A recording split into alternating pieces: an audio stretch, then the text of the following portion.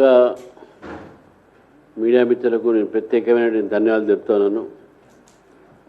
నిన్న పొద్దున్న నుంచి రాత్రి దాకా అనేకమైనటువంటి యొక్క కథనాలు ఆ ఒక ప్రాంగణంలో మీరు కవర్ చేసి చివరికి మోదీ గారి యొక్క సెండ్ ఆఫ్ దాకా ఇచ్చినటువంటి ఒక ఏదైతే పత్రికల్లో కానీ టీవీలో కానీ ఇచ్చిన కవరేజ్కు వారికి ధన్యవాదాలు చెప్తా ఉన్నాను.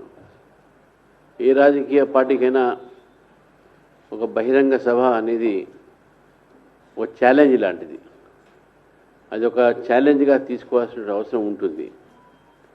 ఎలక్షన్స్ సమయంలో జరిగే బహిరంగ సభలు దాని నేపథ్యం వేరే ఉంటుంది. ఇప్పుడు ఎలక్షన్స్ ఎక్కడ లేవు, అయినప్పుడు కూడా నాన్ పొలిటికల్ సీజన్లో నరేంద్ర మోదీ గారి ఈ యొక్క బహిరంగ సభ తెలంగాణ ప్రజలు ఆదరించినటువంటి తీరు చూస్తే, మా కార్యకర్తలు అహోరాత్రులు కష్టపడి అక్కడ ప్రాంగణంలో చేసినటువంటి ఒక ప్రయత్నాలు ఇవన్నీ చూస్తూ ఉంటే, జన సమీకరణ కార్యకర్త సమీకరణ చేస్తూ ఉంటే నేను ముందుగా వారికి నిన్న అభినందనలు శుభాకాంక్షలు తెలియజేస్తూ వారికి ధన్యవాదాలు చెప్తా ఉన్నాను. ఎందుకంటే వారి ప్రయత్నం లేనిది అంత పెద్ద జన సమీకరణ ఎంతమంది అయితే గ్రౌండ్లో ఉన్నారో బయట అంతకన్నా ఎక్కువ ఉన్నారు. దానికి మీరే సాక్ష్యం. అయితే ఈ యొక్క విజయం అవుతుంది, ఈ యొక్క ప్రోగ్రామ్ సక్సెస్, దాని యొక్క కారణము కార్యకర్తల మధ్యన ఉన్నటువంటి ఒక సమన్వయం, కార్యకర్తల ఒక డెడికేషన్, నిబద్ధత, నాయకులతో పాటు వారి మధ్యన ఉన్నటువంటి యొక్క కోఆర్డినేషన్, ఇదంతా కూడా team BJP, Telangana team BJP వలన అంత పెద్ద సభ ఏర్పాటు చేయడానికి మనకు దాన్ని చేపట్టేటటువంటి ఒక ఏదైతే పాసిబిలిటీ ఉందో అది అయింది. ముఖ్యంగా తెలంగాణ ప్రజలకు కూడా నేను ధన్యవాదాలు చెప్తున్నాను. చాలా పెద్ద ఎత్తున స్వచ్ఛందంగా వారు వచ్చారు. సాధు సమాజ్, తెలంగాణ సాధు సమాజం సొసైటీ మొత్తం కూడా 200 మంది స్వామీలు వచ్చారు. అదేవిధంగా బంజారాలు లంబాడి ఒక కమ్యూనిటీ నుంచి మహిళలు 1000 మంది దాకా వచ్చారు. డాక్టర్లు, అదేవిధంగా డాక్టర్స్లో యాప్రాన్ వేసుకొని పారామెడికల్ ఫోర్సెస్, నర్సెస్, వీళ్ళందరూ కూడా వాళ్ళు కూడా 1500 పైన వాళ్ళు రావడం జరిగింది. న్యాయవాదులు దాదాపు 1500 మంది ర్యాలీగా సికింద్రాబాద్ కోర్టు నుంచి వాళ్ళు రావడం జరిగింది. ఈ విధంగా మొత్తం ఒక సభ, ఒక పండుగ వాతావరణం, తెలంగాణ మొత్తం కూడా పండుగ వాతావరణం నిర్మాణమైంది. దాంట్లో పాల్గొన్నటువంటి ఒక వ్యక్తులు కూడా ఎక్కువ మంది స్వచ్ఛందంగా వచ్చినటువంటి వ్యక్తులు మాకు కనబడతా ఉన్నారు. ఇటు యువకులు అటు మహిళల ఒక ఉపస్థితి ఎక్కువ ఉంది. అక్కడ వాళ్ళు ఎక్కువ మంది వాళ్ళు వచ్చారు. అందుకే తెలంగాణ యువతకు, తెలంగాణ మహిళలకు నేను భారతీయ జనతా పార్టీ తరఫున ధన్యవాదాలు చెప్తా ఉన్నాను. మిత్రులారా, ఇదొక రాజకీయాల్లో ఎటువంటి నేను చెప్పాను ఇంతకుముందు, పొలిటికల్ ఏది కూడా లేదు, వచ్చే ఎన్నికలు ఇప్పుడు ఏం లేవు ఇక్కడ. అయినా కూడా ప్రజలు అంత పెద్ద ఎత్తున వచ్చారంటే తెలంగాణ ప్రజల్లో కూడా బీహార్ తర్వాత మళ్ళీ మన జరిగినటువంటి ఒక అస్సాం, మళ్ళీ బెంగాల్, బీహార్ కన్నా ముందు జరిగినటువంటి మహారాష్ట్ర, ఇవన్నీ ఎక్కడ చూసినా కూడా గెలుపు బీజేపీదే ఉన్నది. దక్షిణాదిలో కూడా మాకు కర్ణాటకలో మంచి స్థానాలు వచ్చినాయి. కాబట్టి ప్రజలు బీజేపీ వైపు చూస్తున్నారు, బీజేపీ కోరుతున్నారు. బీజేపీ, నేను చెప్పాను, నరేంద్ర మోదీ గారు రాకతో తెలంగాణలో పెద్ద రాజకీయ మార్పు జరగబోతా ఉందని చెప్పి వారు ఇచ్చినటువంటి ఒక మాకు ప్రోత్సాహం అయితే ఉందో, మేము రేపు రాబోయే రోజుల్లో తెలంగాణలో ప్రత్యామ్నాయంగా అవుతాము. తెలంగాణ ప్రభుత్వం చేస్తున్నటువంటి ప్రజా వ్యతిరేక కార్యక్రమాలకు, మహిళా వ్యతిరేకమైనటువంటి కార్యక్రమాలకు, ఇటు యువ వ్యతిరేకమైన కార్యక్రమాలకు, వారు చేసినటువంటి ఒక నిర్ణయాలకు వ్యతిరేకంగా భారతీయ జనతా పార్టీ మీ ఉద్యమాన్ని నిర్మాణం చేస్తాం.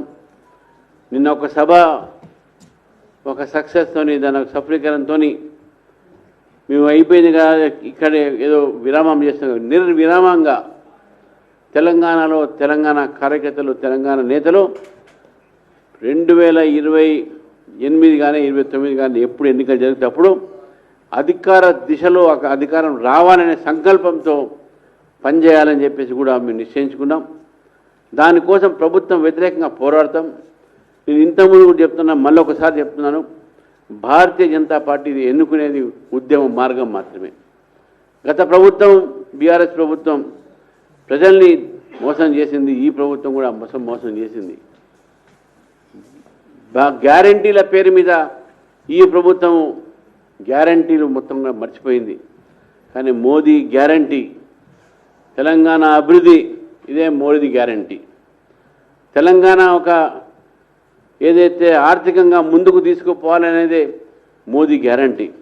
తెలంగాణ యువతకు ఉద్యోగ అవకాశాలు కలిగించడమే మోదీ గ్యారంటీ. కాబట్టి మోదీ గ్యారంటీ కోసం ప్రజలు ఎదురు చూస్తున్నారు. కాబట్టి మరొకసారి భారతీయ జనతా పార్టీ తెలంగాణలో ఒక రాజకీయమైనటువంటి ప్రత్యామ్నాయంగా ఆవిర్భవిస్తున్నటువంటి నేపథ్యంలో తెలంగాణ ప్రజలకు మరొకసారి నిన్న సభకు మీ యొక్క సహకారాన్ని అందించినందుకు, మీరు వచ్చినందుకు, మాకు ఆశీర్వాదం చేసినందుకు మీ ద్వారా వారికి నేను ధన్యవాదాలు చెప్తా ఉన్నాను.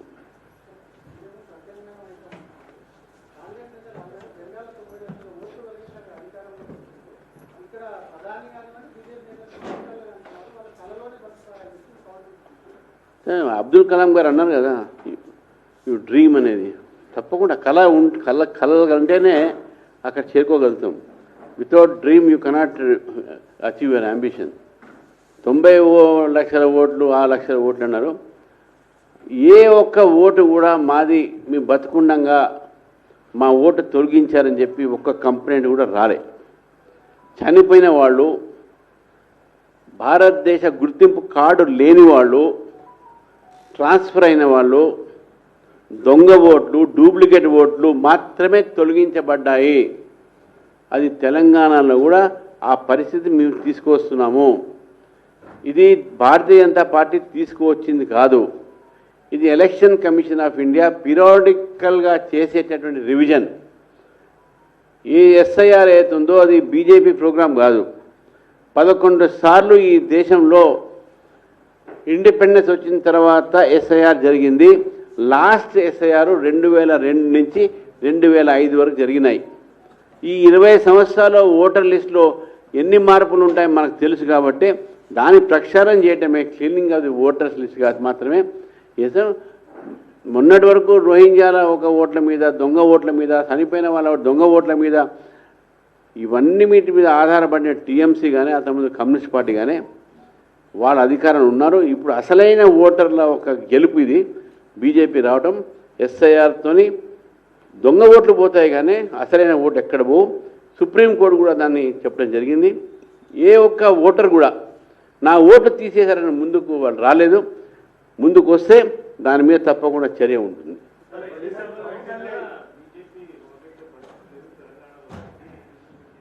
ఏమండి,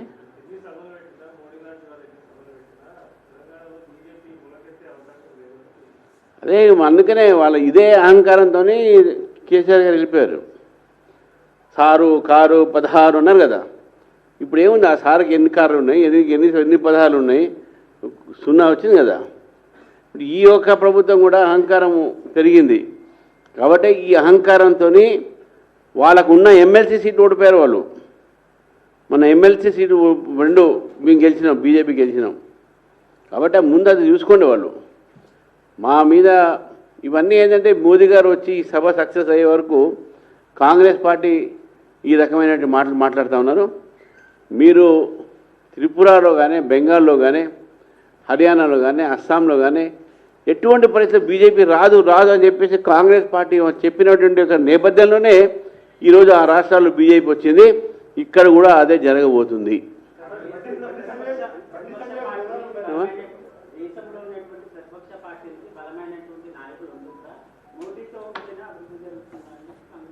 అంటే వారు బలం కానివ్వండి, వారు రాహుల్ గాంధీ బలం చేయండి కొద్దిగా. మనకి ఎవరు వద్దన్నా ఆమె రాహుల్ గాంధీ బలం కావద్దన్నా.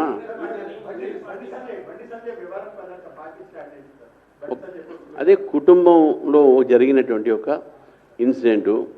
పార్టీకు అది సాహసం లేదు. It's a legal matter. Law will take its own course of action. Bandi Sanjay గారు మా నేత, మా మినిస్టరు, ఆయనకు ఈ యొక్క దీంతో ఎపిసోడ్ సంబంధం లేదు. ఒకవేళ వాళ్ళ కుటుంబ సభ్యులు ఏమైనా ఇన్వాల్వ్ అయి ఉంటే that will be investigated by the police.